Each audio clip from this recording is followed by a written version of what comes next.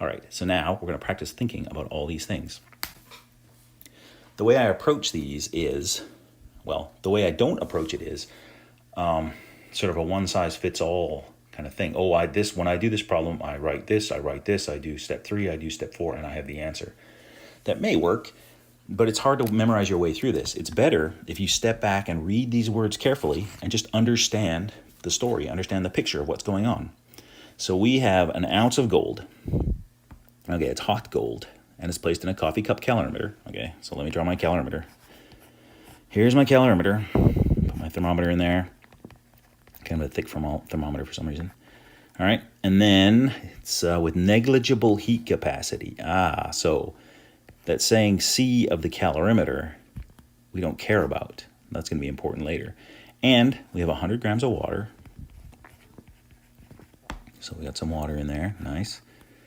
And then the water temperature changes. What's the specific heat of the gold? Okay, so why does the water temperature change? Because the hot gold gives some heat to it, right? And so I'm going to put the hot gold in there, and then what's going to change temperatures? I'm sure we need to color this in a little bit. So this will be water, and gold is kind of orange, isn't it? I mean, maybe. All right, so we've got the hot gold, we've got the water. So let's identify all the components in this thermodynamic system. So I would say Q of the gold, right? It's hot gold going to cool, plus Q of the water in the coffee cup, plus Q of the calorimeter, I think that's everything, equals 0. Oh, but they told me I don't have to think about the calorimeter, but let's just double check that. So Q of gold is what I'm solving for. So I will make sure I don't substitute in for it. Plus Q of water, so I can substitute in MCAT for water. Calorimeters would be CAT, right? It'd be hard to get a specific heat for a calorimeter unless you ground it up and weighed it by gram, equals 0. So now we've got Q of the gold. Oh, what are we solving for? Oh, we're solving for the specific heat. I lied. Got to read the question. So what we have is we're going to substitute MC delta T here, but, we're solving for C.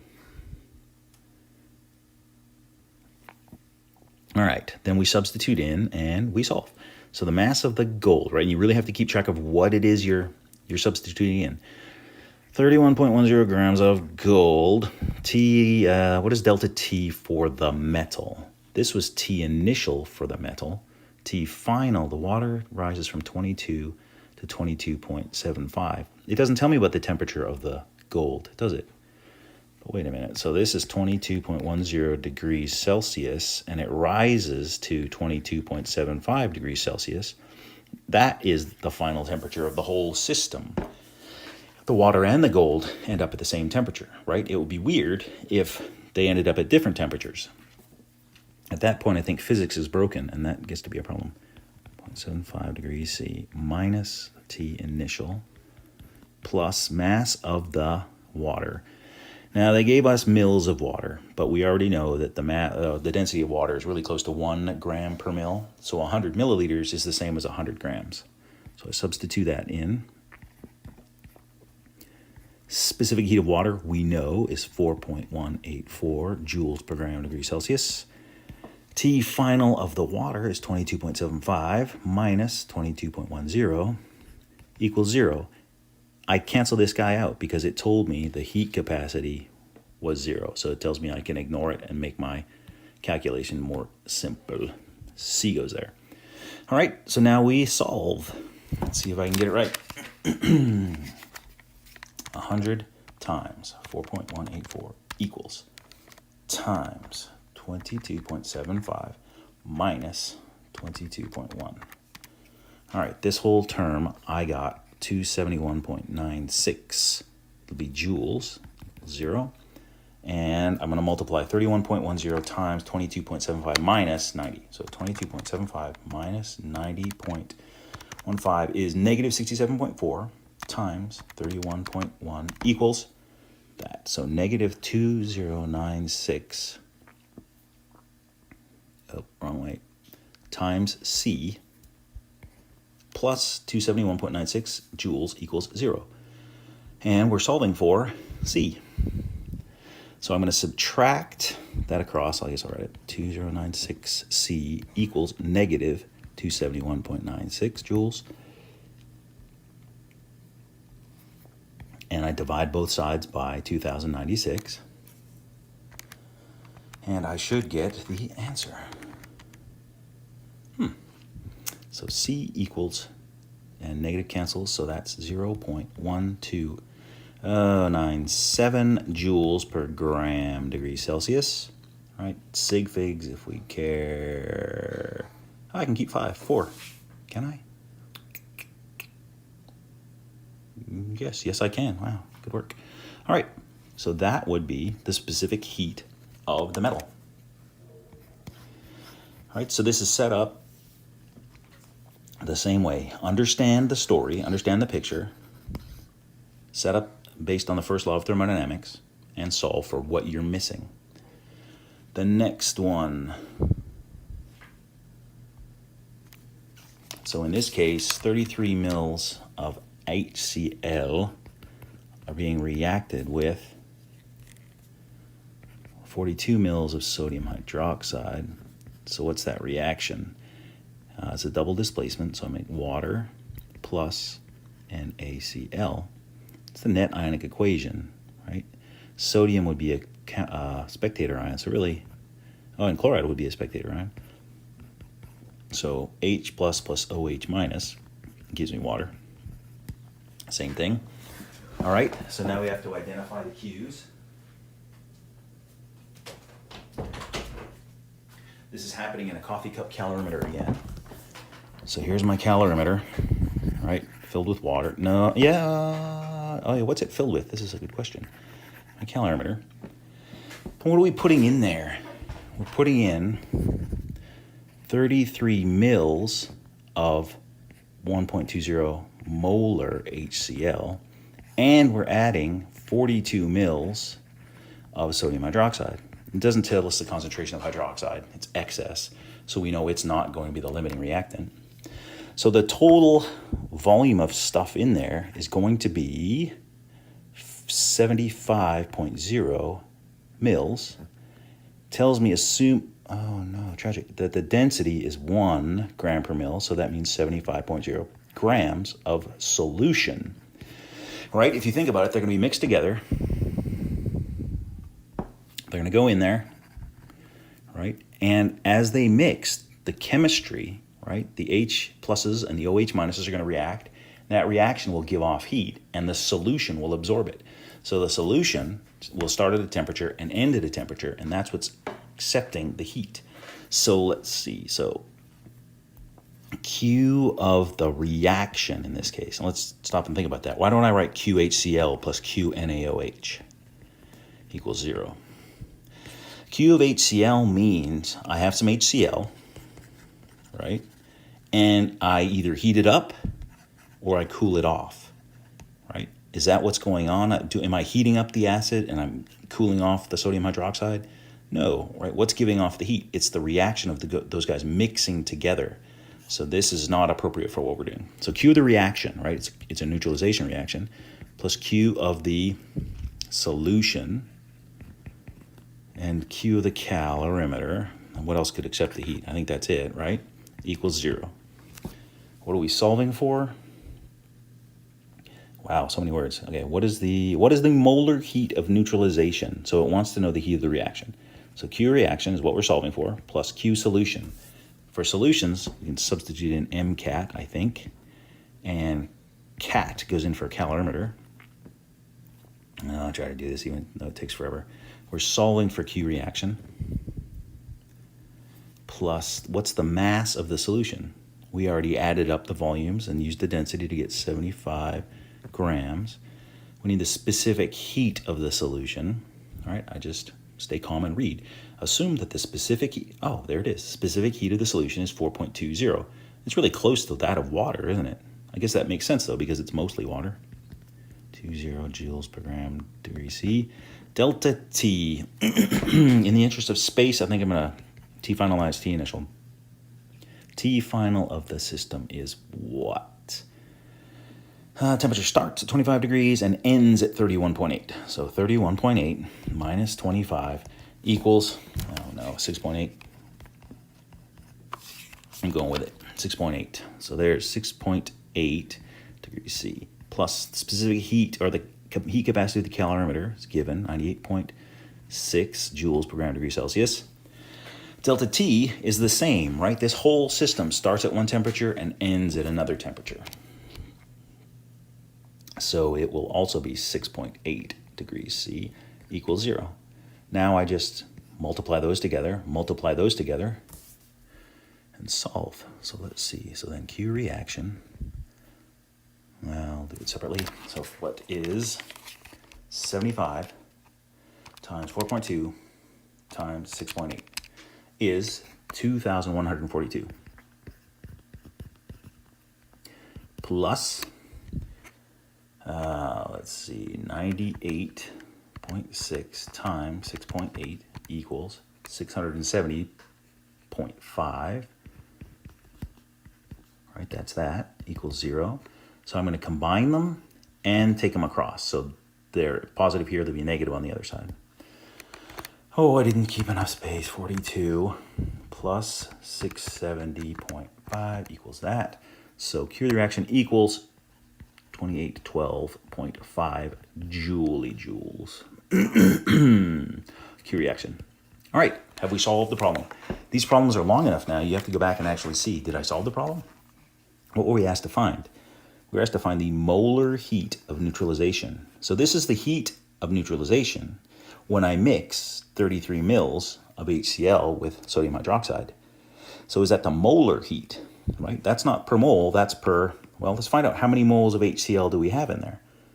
To calculate moles, we could say different ways, but big M equals moles over liters.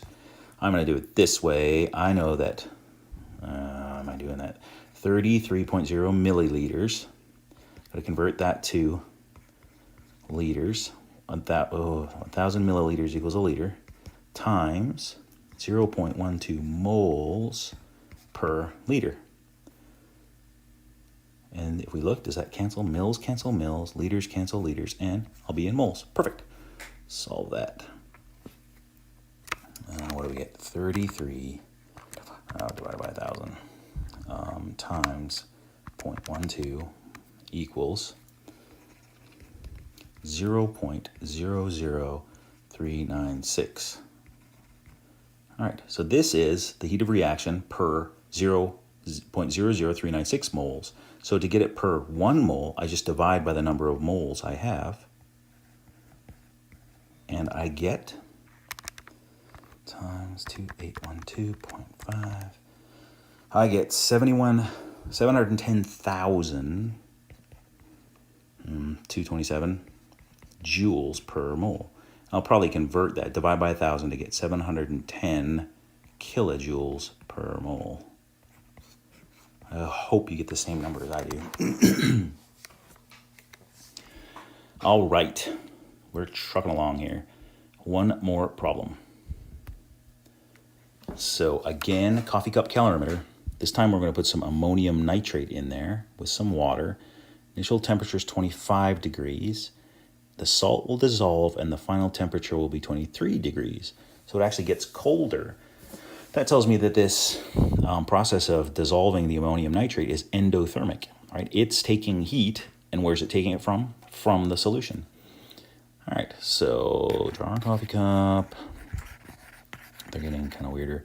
All right, so here I'm going to put in 1.80 grams of ammonium nitrate and 74.0 grams of water. So when they're in there together, it's going to be 75.80 grams, isn't it? That plus that. And I think that makes sense. Okay, so we put those together, right? And again, we can't use, let me waste time on coloring this. We can't use Q of ammonium nitrate, right? When would we use that? If we had a pile of ammonium nitrate, it's kind of a white solid. If we had that and it was hot and it cooled off, we could use Q of ammonium nitrate. That's not the source of heat here, right? It's a reaction. So what we're saying is we're putting ammonium nitrate into water,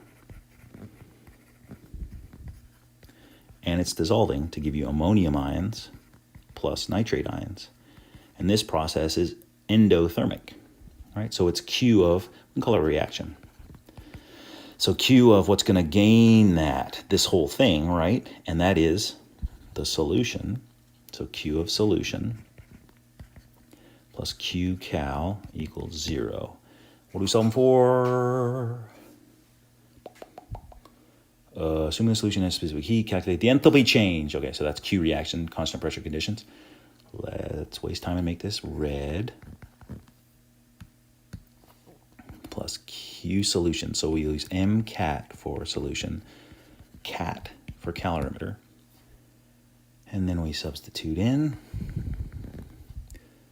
So do we know the mass of the solution? Yes, we do. Do we know the specific heat of the solution? Assuming the solution has a specific heat, yes, 4.18 joules per gram degree Celsius. Delta T, let's do this down here again. So T final minus T initial. T final is 23.07. And how do I know that? Because it tells me. All right, so T, don't punch this in the calculator. Negative 1.93 degrees C. Plus specific heat of the calorimeter is heat capacity. Heat capacity calorimeter, 98.6 joules per degree C. Make sure your units match, right? If we're using joules, sometimes they'll sneak a kilojoules in there and then you got trouble. But this is, okay, equals 0. I'm going to multiply these together. I'm going to multiply these together. So then Q reaction. I'm going to, yeah, okay, all right, I'll do it. 75.8, because that times 4.18 times 1.93. So this is a negative 611.5 joules. Oh, this is also going to be negative 98.6 times 1.93. Does that make sense? Does it make sense that the heat of the solution and the heat of the calorimeter are negative? Yes, because who's gaining the heat? The reaction, right? It's endothermic. It'll have a positive value. These guys are exothermic. They should have negative values, and they do. So I'm going to add them and stick them on the other side. And that's plus 611.5 equals plus 801.8 joules. And that is the heat of that reaction. Nice. Did we solve the problem?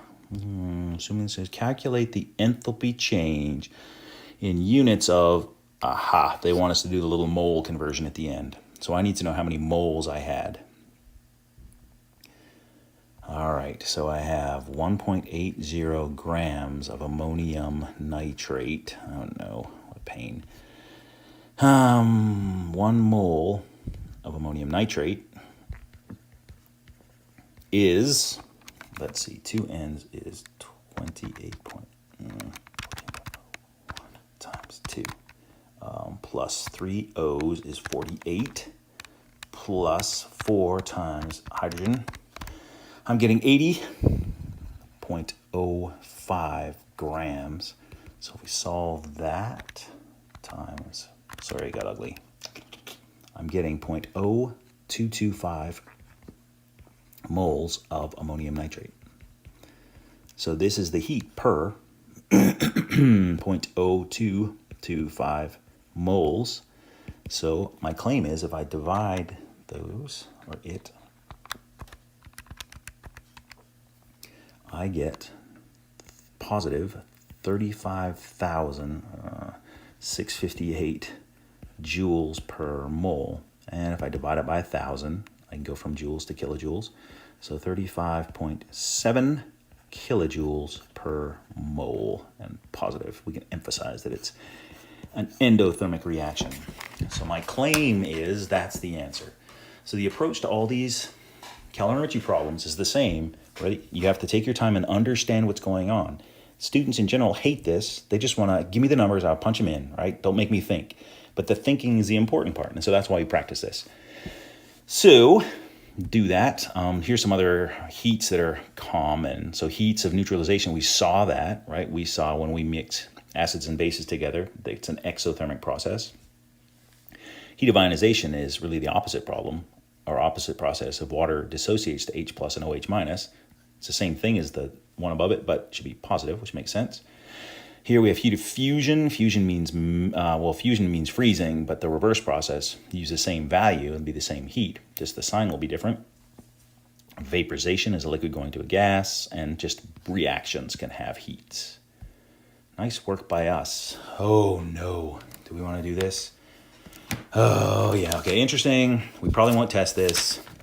So if you got some time, just pay attention, but yeah, this one got long, I think. All right, so what do we have? Change in internal energy when 56.02 grams of carbon monoxide are formed in this reaction. All right, so to calculate delta U, we know we need Q plus W. I guess it kind of brings it all together. What's the heat of this reaction? Well, it's this if we have a mole, right? So this is part of the balanced chemical equation, right? So if I have 2 moles of C, I get this amount of heat. 1 mole of O2, I get this amount of heat. 2 moles of CO, I get this amount of heat. Oh, so how many moles of CO do I have? You got to figure that out. 56.02 grams of carbon monoxide. The molar mass of carbon monoxide is 28.01 grams equals 1 mole. Ah, that's nice. So I have 2 moles of carbon monoxide.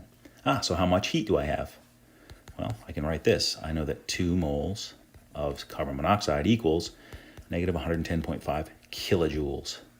So that's the number I need. All right, we got the heat already. Killing this. 110.5 kilojoules. We got to watch that sign, or those units. Now work. We're doing work here, right? Because we're expanding against a constant pressure. So how do we figure this out, right? We've got our reaction. All right, it's going to come out. Expand.